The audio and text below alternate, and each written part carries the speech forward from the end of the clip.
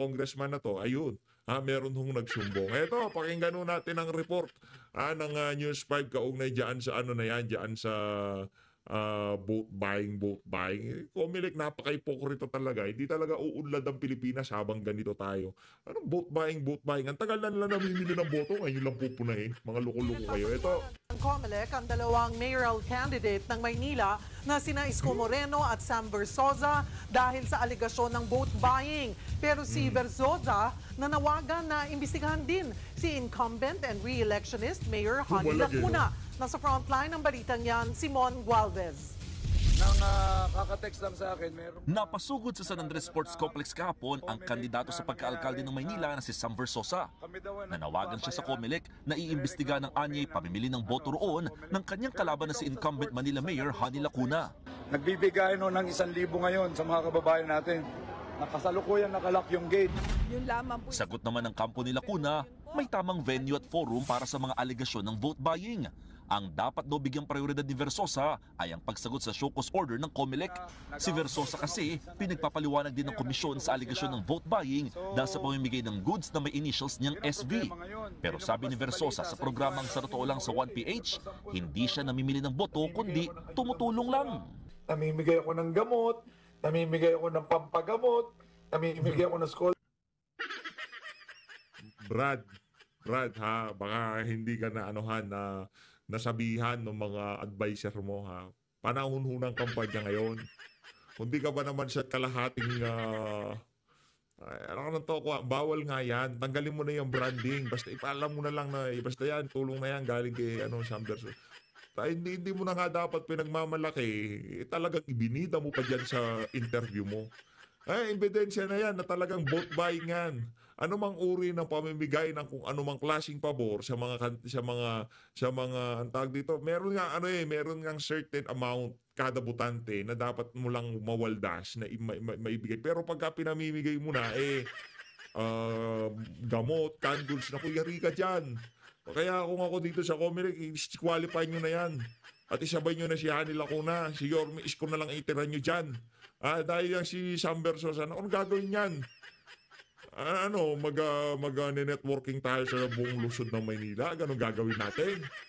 Yari tayo dyan. Hindi pwede ganyan sa lungsod ng Maynila. Kailangan dyan. Kailan nyo, hindi ako taga dyan ha. Pero tanungin natin yung mga kababayan natin, mga taga-lungsod ng Maynila. Ang bago yan si Sam Versosa. Yang si Honey Lacuna, nasubukan nyo na. Si Yorme Isko Moreno, nakita nyo kung paano siya sumalansan nga dyan sa lungsod ng Maynila noong siya ang mayor. Ang tanong dito, para sa mga kababayan natin, pero tayo, lumuluwas naman tayo nung mayor yung si Yorme. Maganda ho talaga, sa totoo lang at maganda yung palakan niya sa lungsod ng Maynila. Pero wala ho tayo dyan, kaya hindi ho tayo taga dyan, kaya hindi ho tayo pwedeng basta-basta sabihan yung mga kababayan natin dyan na ganito gawin nyo, ganyan gawin nyo. Kayo hong nakaranas kung paano magserbisyo si Honey Lacuna, kayo rin na nakaranas kung paano magserbisyo si Yorme. Timbangin nyo ho mga kababayan, pero base sa ating nakikita, bilang meron dyan sa lungsod ng Maynila, mas nananaig ho sa atin yung panunungkulan nitong si Yorme Isko Moreno. Yan si Sam Versosa, magne-networking tayo walang umpay pagkaya na naging mayor. Lahat tayo yayaman, ikang. Diba? Lahat tayo, maya merong merong webinar, mag-webinar. Lahat ng mga Manileño magiging negosyo. Disqualify nyo na. Pinamimigay niya. Merong pang branding na SP. Namimigay ng gamot. Namimigay ng canned goods. At namimigay din po ako ng scholarship pa. Kabuhayan. Karamihan po yan. Siyempre may branding ng SP dahil galing sa sarili kong bulsa. So kailangan ko malaman kung ano yung tinutukoy nilang giving goods with SB. Kasi po lahat... Mali yun, Brad. Mali yun. Mali yung giving goods with SB. Mali yun. Pagka ikaw ay kandidato, pagkakaalam ko correct nyo ko kung mali ako, merong porsyento lamang, merong limitasyon ang dapat tanggapin sa'yo ng isang botante. Halimbawa, sombrero, yung mga campaign paraphernalias, meron ngang amount yun kung magkano gagastahin kada isang tao. Yung dapat matanggap niya galing sa isang kandidato. Pero pagka pinag-usapan, scholarship, gamot at kung ano-ano pa, naku, may problema ka dyan, Brad. Ebidensya na yung mga pinagsasabi mo na yan. Panahon ng eleksyon, bawal ho yan. Kahit yung paglabas ng pondo sa mga local government, yung pamimigay ng ayuda-ayuda. Unless na lang kung susunod sila dun sa guidelines ng COMELEC. Pero pagka yan, kasama yan si Mayor, kasama si ganito, bawal ho yan. Pati nga ata yung mga health center, yung mga gamot, hindi rin yung paglalabas ng gamot ata ngayon, bawal din, di ba? Kaya yung ginawa na yan ni Sam Versosa, talagang linabag niya yung rules and regulation ng COMELEC. Pero depende na lang kung ika nga, mareremedyo yan, di ba? Mapag-uusapan naman yan. Punta ka sa COMELEC, kausapin mo si George Garcia. At ang ginawa kong pamimigay ng tulong, Nananawagan Nakarating na sa COMELEC ang reklamo ni Versosa laban kay Lacuna. Pinag-aaralan na raw ito ng komisyon. Samantala, isa pa sa mga pinagpapaliwanag ng COMELEC sa aligasyon ng vote buying ang isa pang kandidato sa pagkaalkalde ng Maynila na si Isko Moreno. Namigay raw kasi si Moreno ng 3,000 pesos sa mga public school teachers sa Maynila. Hihintayin daw muna ni Moreno ang kopya ng reklamo bago siya magbigay ng pahayag. Pero sa campaign rally kagabi, may banat si Moreno laban kay Lacuna sa issue naman ng utang na loob. Ani Moreno, mas nangingibabaw ang utang na loob niya sa taong bayan kaysa sa ama ni Lacuna na naging political mentor ni Moreno at tumulong sa pagpapaaral sa kanya. Baka naman kung po pwede, sa ibang bagay na lang ako tumanaw ng utang na loob. Bakit? Yo. May utang na loob din naman ako sa taong bayan. Correct. Nagbabalita mula sa frontline, Mon Gualvez. Meron do kasi mga tao, no, kahit na ano pang itulong nyo sa kanila, yung utang na loob hindi nabubura ho yun para sa utak nila. Kahit ano pang itulong nyo sa kanila, nako. Yan kagaya nitong si Hani Lacuna, nako, sumbatero din pala tong si Hani. Marami ko kasi talagang ganyan, mga sumbatero. Maraming ganyan. Ikaw naman, Yorme, hindi ka naman pala magiging Yorme kung wala yung ama nitong si Hani Lacuna. Ano ho yan? Kahit na anong, ito hindi naman siya dinidepensahan ko si Yorme. Kahit ano pang tulong ho nila ng naging mentor niya o kung sino man yan, kung hindi mahusay na leader yang si Yorme Isko Moreno, hindi naman ho siya aabot yan sa posisyon niya ngayon. Ako siya, tinitingala siya, mahal siya ng mga Manileño. Di ba? Hindi ho siya aabot sa gano'n. Kunyari, kurakot siya o kung puro kabalbalan lang pinaggagawa niya. Hindi. Oo, meron yun. Siguro matagal niya nang nabayaran yun nung pang naging vice mayor niya yan si Hani Lacuna at siya ang ika nga inendorso nitong si Yorme pagkatapos ng kanyang termino, di ba? Ano ho yan? Sa totoo lang, sa bagay, kanya-kanya naman yan. Meron ho talaga tayong, dyan, meron ho talaga tayong iba't ibang take dyan sa mga sumbatan na ganyan, di ba? Hindi nabubura, tipong, ano yan? Nakataga sa bato, ganun? Nakanto ko. News 5. Maraming salamat sa inyo. Saka ang nagalal naman ho dito kay Yorme Isko yung mga mga Manileño, di naman yung, diba? Anong mentor. Ito, punta ho tayo dito sa bigas nitong si itong administrasyon ni Marcos Jr. Meron na ho, lumabas na ho yung 20 pesos na bigas. Ito, panoorin nyo ito mga kababayan. Ito, latest ho ito. Kagaling For the Motherland vlog to kay Ma'am Sas Rugando sa Ito, para kay ano. Yan na, oh. 20 abugas, oh. Oh, pagkain ho ba ng tao yan? Yan nga ba sinasabi ko mas maganda pa talaga yung binlad Yung gawin mo lugaw yun, pwede, bitsi mo lang na ganyan, matanggal yung ipa-ipa, pwede pang kainin. Pero yan, tingnan nyo naman mga kababayan. Oh, yan Paano papakain sa tao yan? Anak ng tokwa. Huwag naman ganun. Pambihira tapos sabihin niya ayaw niyo mabanatan yung 20 pesos na bigas. Partida, sabi ko na may kikita diyan Yung presyo niya 35, 32. Ngayon ganitong klaseng bigas ang binebenta nila. 35, 32 medyo maganda na yan, hindi ho ganyan ang kulay niyan. Ibig sabihin yung subsidiya parang niloloko ata tayo ng administrasyon na to. Saan napunta yung pinang-subsidy? Diyan sa diyan sa bigas na yan. Kasi pinag-usapan isasaluhin ng gobyerno yung kakulangan doon sa presyo ng ng bigas na yan, which is 35 pesos, 32 to 35 pesos. Sana napunta yung 15 hanggang 12 pesos na pang salo ng pamahalaan.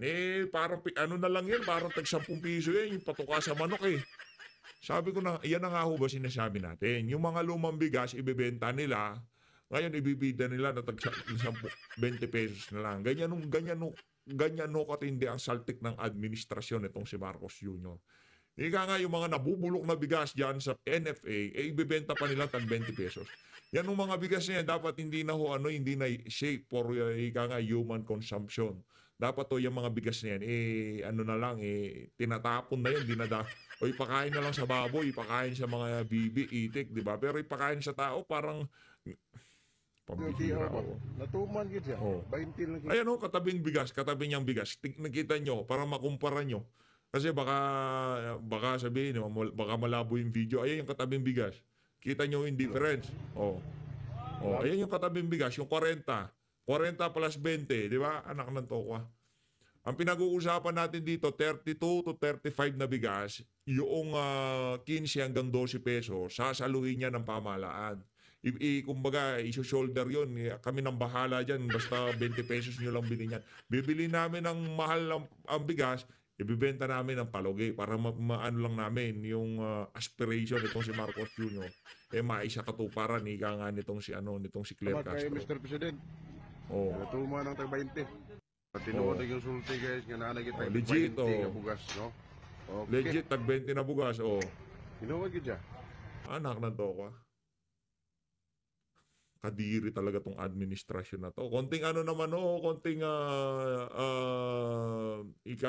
konting pagmamahal naman sa sambayan ng Pilipino, 'di ba?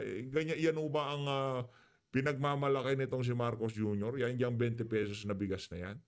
Tingnan nyo naman ng mga kababayan, baka pati yung mga reseller di nga naman pilahan yan, di ba? Paano pipilahan ng mga reseller yan? Di ba? Yung isa kasi yung mga gagawin nilang strategy, di ba? Yung mga makakabili ng mura, ibebenta nila ng mas mahal. Pero kung ganyan na itsura, alam ng mga reseller na patukan na lang sa manok yan. Baka 15 pesos per kilo, wala pa bumili dyan eh. Di ba?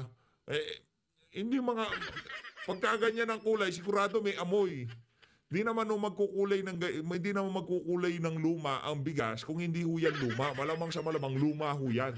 Dito sa bahagi ng video natin na to, panoorin naman natin, pakinggan natin itong press con nitong si Claire Castro, kaugnay doon sa mga ilinabas nitong si Francis Tolentino na kung saan kulela to siya sa mga survey. Ngayon gumagawa ho siya ng issue na kesyo meron mag-i-interfere daw ang Chinese government dito sa papalapit na 2025 election. Brad, ito para dito kay Francis Tolentino. Mag-i-interfere o hindi mag-i-interfere, hindi ka mananalo dito sa election na to. Okay? Yun na sigurado natin dito. Nabigyan ka na ng pagkakataong maluklok bilang senador. Di ba? Sino ang nagpapanalo sa'yo? Tolentino, si dating Pangulong Rodrigo Duterte. Kung sarili mo lang, walang boboto sa'yo, Brad. Ngayon, alam mo na kung gaano katindi ang endorsement power ni Tatay Digong. Itong mga kandidato na to, tingnan mo. Nanatili sila kay Tatay Digong, hindi nila iniwan itong si dating Pangulong Rodrigo Duterte. Tingnan nyo naman ho yun, mga kababayan. Ngayon, mga ordinaryong Pilipino ang nagtataguyod sa kandidatura nitong mga inendorso ni Tatay Diggs. Ikaw, anong ginawa mo? Diba? Binabanat-banatan mo pa nga si Tatay Digong eh. Pero dun sa mga issue ng administrasyon, isa ka dun sa mga tahimik. Kayo nila Soto, Pacquiao, Lacson, kayo tahimik kayo. Yan si Tolentino. Hindi nyo man lamang mapuna. Hindi nyo lamang masabihan na, parang yariho tayo dyan. Huwag nyo munang anuhin si former President Duterte dahil mayayari mga kandidatura namin dito. Magagalit sa bayan ng Pilipino, di ba? Maapektuhan ang approval at trust rating nyo, Mr. President. Baka wag nyo muna. Not yet, ika nga, di ba? Ang iniisip din nila, pagka nagsalita si Tatay Digong sa mga campaign sortie ng PDP, yari ho talaga sila. May kalalagyan ho sila. Sigurado. Kaya pinilit nilang mapadala sa dahig Netherlands itong si dating Pangulong Rodrigo Duterte. Ito na si Claire Castro. Pakinggan Ano man ang katotohanan patungkol po dito? So far, Yusek, meron pa po ba tayong additional information na natanggap aside po dun sa mga impormasyon ng NSC? Ano yung mga indicators na nakikita natin na posibleng ang nakikialam sila? Sa ngayon po, ang sinabi po sa atin ay pag-iimbestigahan pa po muna para malaman natin kung ano pa po ang mga detalye dito at kung ano po ang napapaloob sa mga ganitong klaseng pangyayari. So, ang iba pa po mga detalye ay maaari po nating matanong or aming kakausapin muli ang National Security Council. Nakarating na po ba kay Presidente itong information na ito, Yusek? Ikaw na kaya maghatid sa kanya, madam? Parang close kayo ngayon ni Marcos Jr. Ikaw na lang kaya maghatid sa kanya.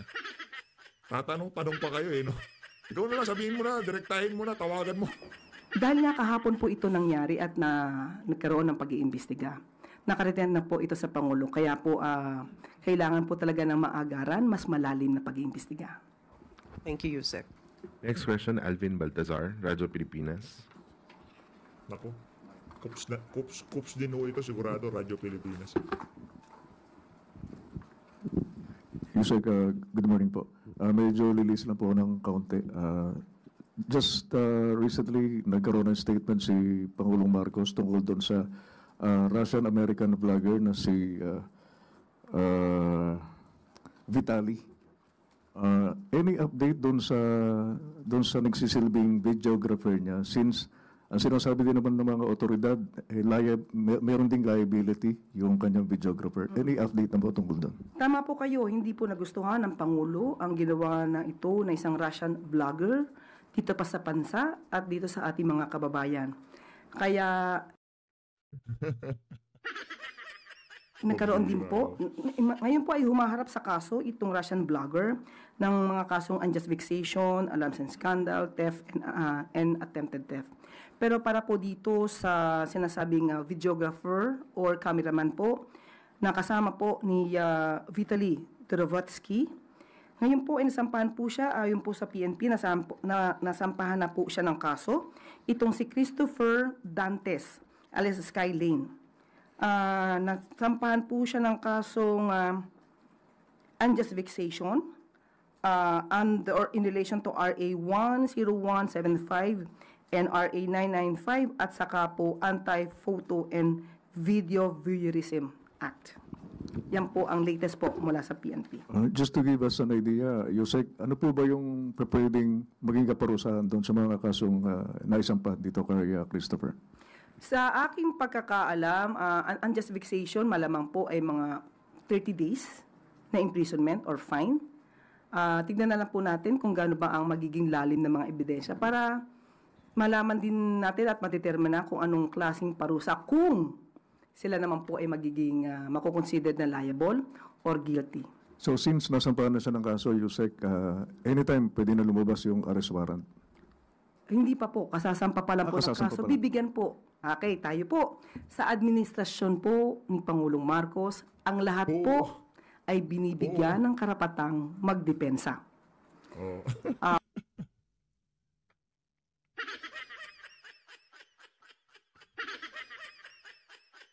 Lahat daw ay binibigyan ng karapatang magdepensa. Si Tatay Diggs lang ang hindi, no?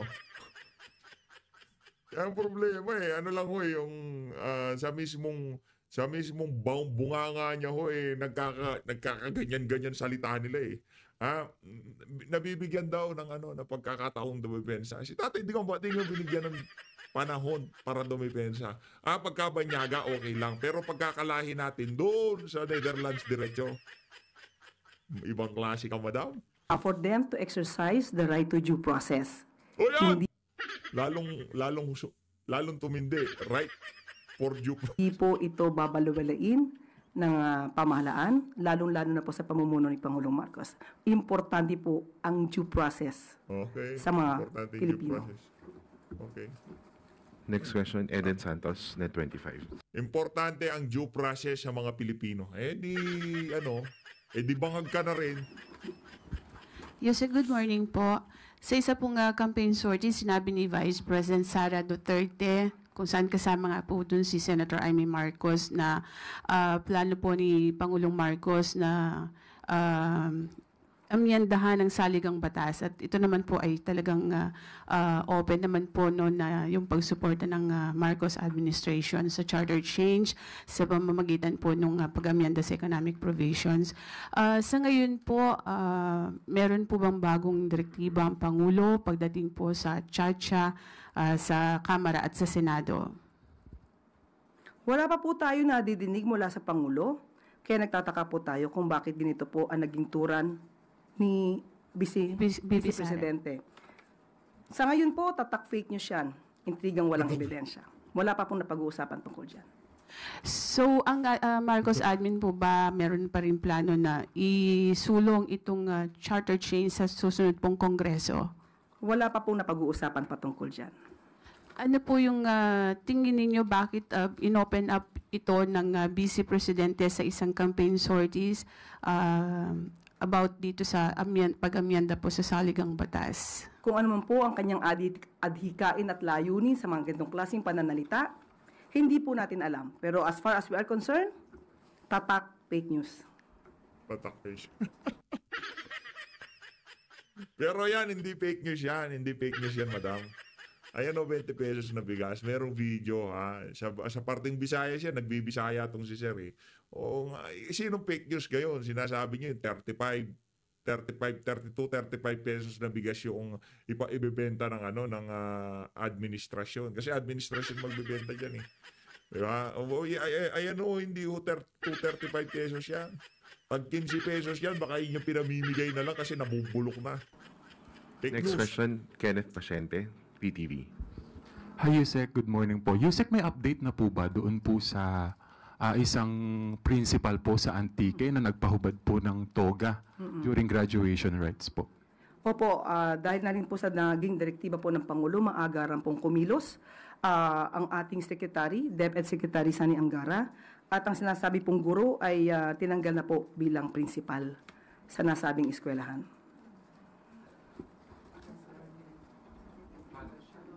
Follow-up question, DepEd. Maricel Alini. So, ma'am, tinanggal as in removed, hindi na siya pwedeng as principal, pero lisensyado pa rin po ba siya? Tinanggal naman po siya sa pagiging principal. Yung license naman po niya ay hindi naman manggagaling sa pag-uutos ng Pangulo o ng DepEd Secretary. So, does it mean po na pwede pa rin siyang magturo sa ibang mga public school? Allowed pa rin po ba siya? Allowed pa rin po siya at syempre titignan pa rin po kung ano ba ang klase, ang kanyang behavior. Kailangan po yan. Importante po yan, lalo na po at siya ay isang guro. Thank you, ma'am. Follow-up. Follow-up question, DepEd, Gilbert Perdes. Matatapos po ba? Ay, sorry po. Sorry po.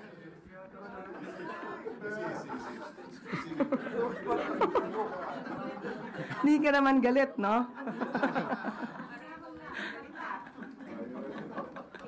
Nabanggit niyo po na natanggal na po yung principal. Doon ho ba, tapos na ho ba agad yung, wala ho ba ang isasampang kaso pa sa kanya bukod sa pagkakatanggal niya? Yan po ay kukunin muna natin kung ano ba ang dapat na gawin pa ni Secretary Angara. Pero for the meantime, ito po yung mabilisan action na ginawa po ni Secretary Angara. Thank you po. It's like we have one more question from Kenneth Pasyente, PTV. Naku, puro basura itong mga nagtatanong. Yusek, hingan lang din po namin kayo ng reaction dun po sa sinabi ni VP Sara. Na, ano yan eh. Hindi naman press con yan eh. Ang tawag dyan eh, ang pagsagot ni Claire kay VP Sara. Wala po yung pong tugon ng PNP doon sa mga kumakalat na balita na talagang napakatindi ng kriminalidad sa ating bansa. Wala ho bang ganon? Ano na ho bang balita? Saan na ho ba napunta yung kinulimbat o ninenok na pera pera ng PhilHealth ng administrasyon naman? Walang ganon? Wala pa tayong ganun pag-uusapan dyan sa press con na yan. Kayo po at si Representative Castro ay magpinsan po. Reaction po, ma'am. Siguro ito po yung nakakalungkot. Bilang isang Vice Presidente, dapat na nanonood po siya ng mga press briefing. Niliwanag ko na po yan, minsan, at alam niyo po yan. Ang patungkol sa nasasabing relasyon namin ni Representative Franz Castro.